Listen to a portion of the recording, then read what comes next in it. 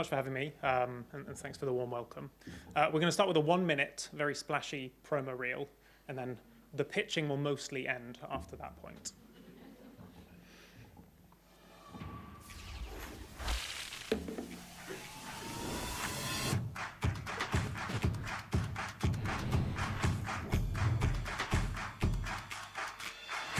It's on.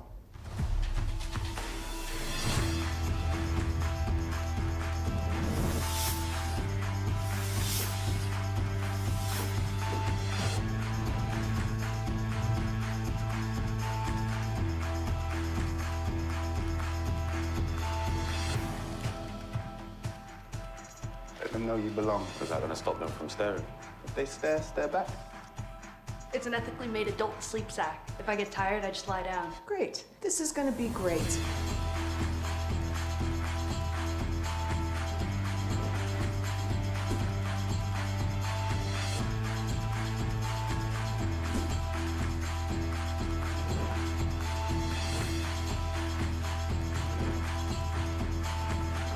I'm working.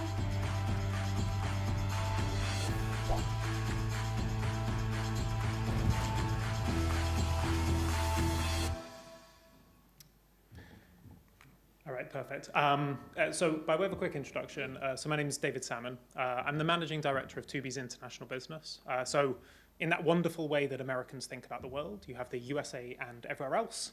I'm responsible for everywhere else in the Tubi business.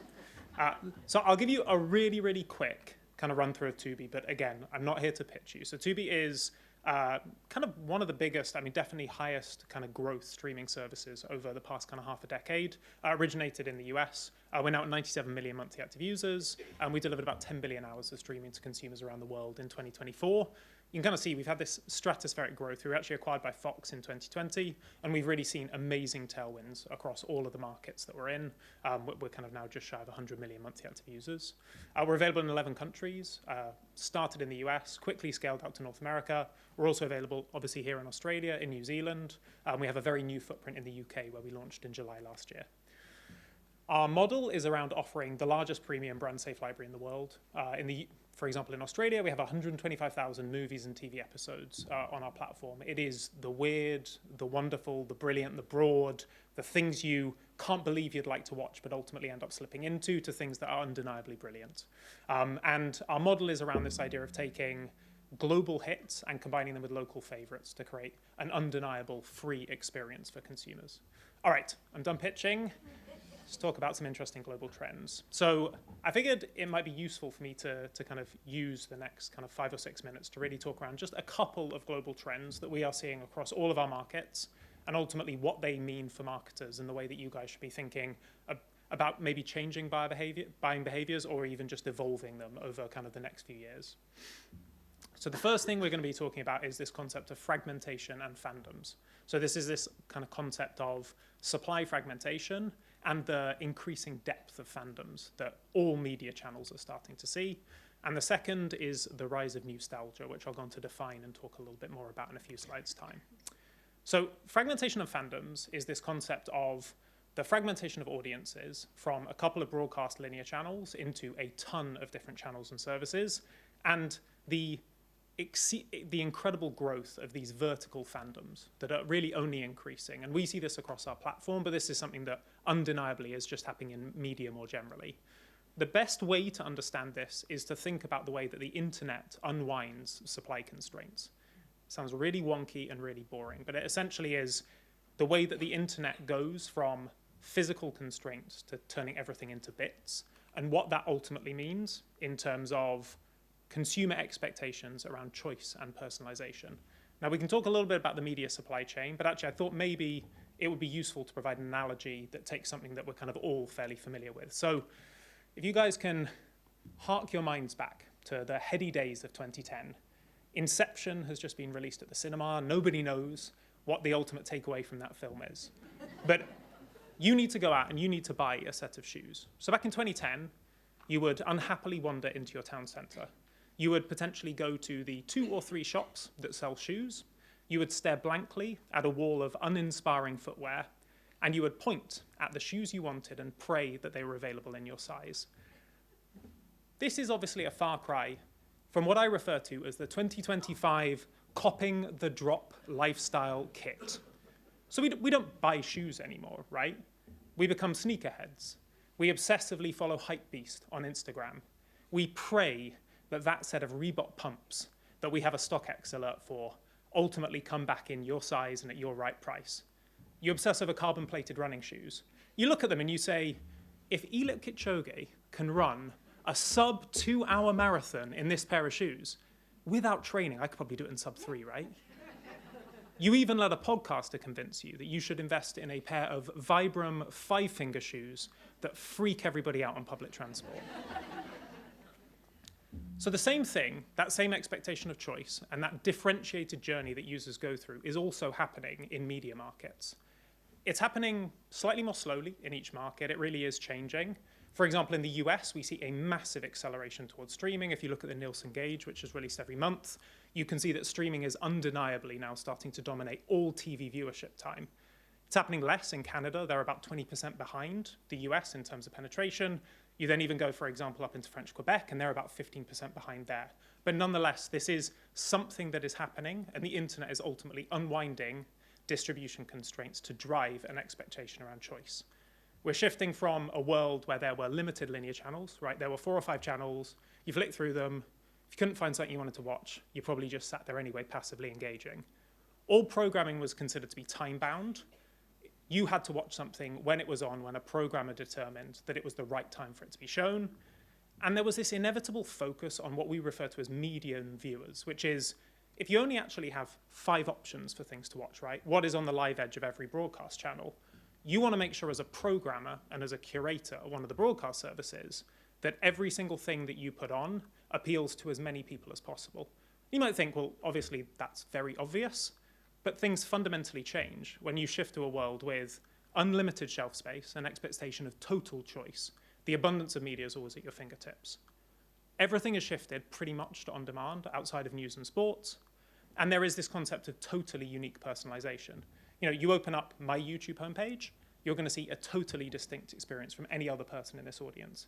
And that is an expectation I now have, that I will be super served a unique experience. So consumers now, fundamentally, they expect more choice, they expect more breadth, they expect more depth in their media diet.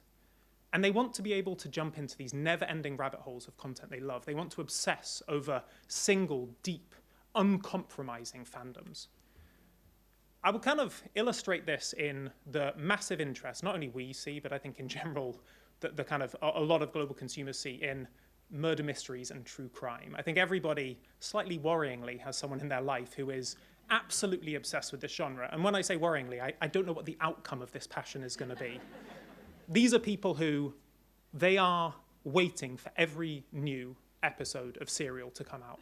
They are wearing ironic t-shirts that quote their favorite podcast hosts. These are people who are sitting and they are binging every single strange, new, old, fascinating murder mystery and true crime documentary they can get their hands on.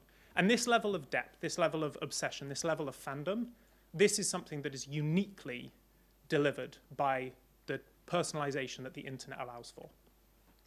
So what does this mean for you? What does fragmentation of fandoms really mean for marketers? Well, number one is, I think increasingly marketers have to be a bit careful about just buying reach and instead focusing on buying relevance, because the level of engagement on each platform, in particular around fandoms, is so much stronger that there's a massive amplifier to really thinking about buying relevance.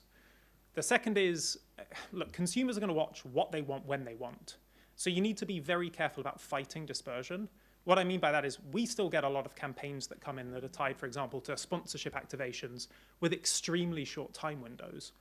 We don't get to decide when consumers are going to watch a piece of content. Just because we release it at a certain time doesn't mean people are watching it in that time window. So be very careful about how much you time-bound your dollars.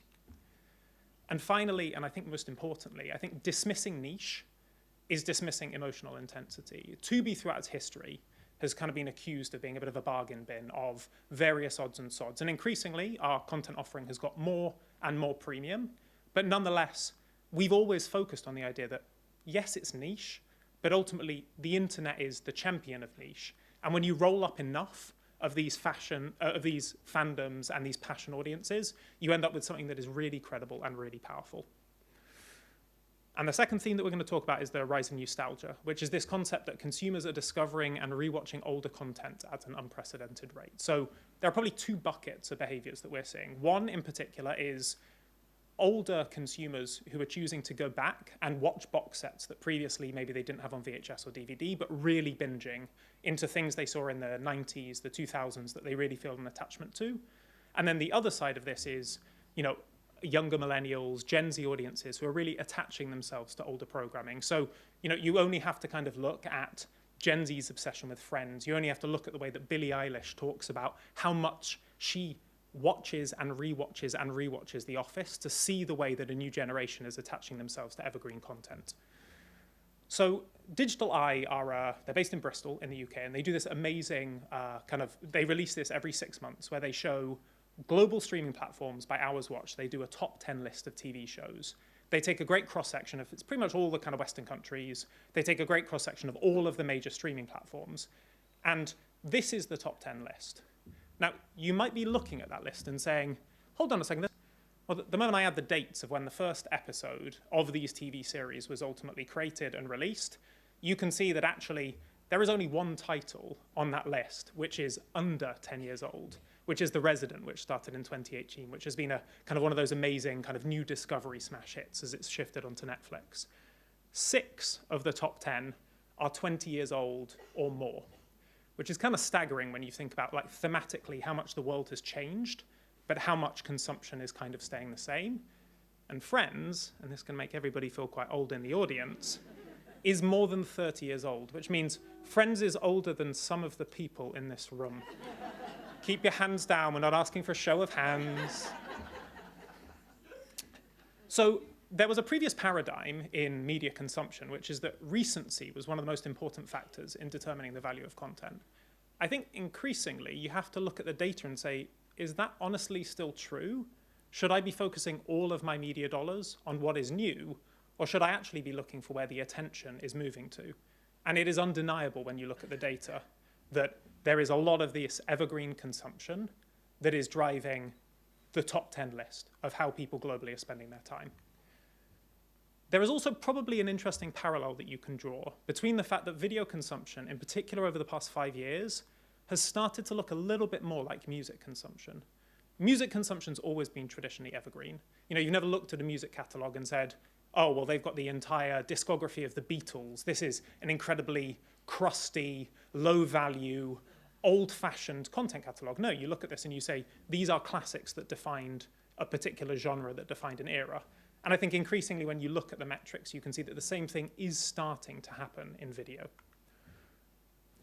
So the rise of nostalgia, what does it mean for you? I mean, the biggest thing is don't focus on the new because consumers are not. There is no expectation for consumers that they have to watch the latest of any particular piece of programming. They don't have to watch the latest drop, and they are not. There is still a ton of consumption around great new series, but it is not what is occupying the vast majority of people's time anymore. And the second is you really do have an opportunity to leverage the growing power of nostalgia. There is a really interesting mindset for people who are watching this type of content. Some of it looks like comfort viewing. Others is sort of discovering stuff that allows them to understand the references their parents have been using for years. But in each of these instances, these are emotions that are really, really effective for brand marketers to tie themselves to. And when you're thinking about the way you want to connect your brand to a piece of content and a moment in time for an audience, there are worse things that you can do than think about really shifting some more of your spend towards nostalgic titles. All right, perfect. That is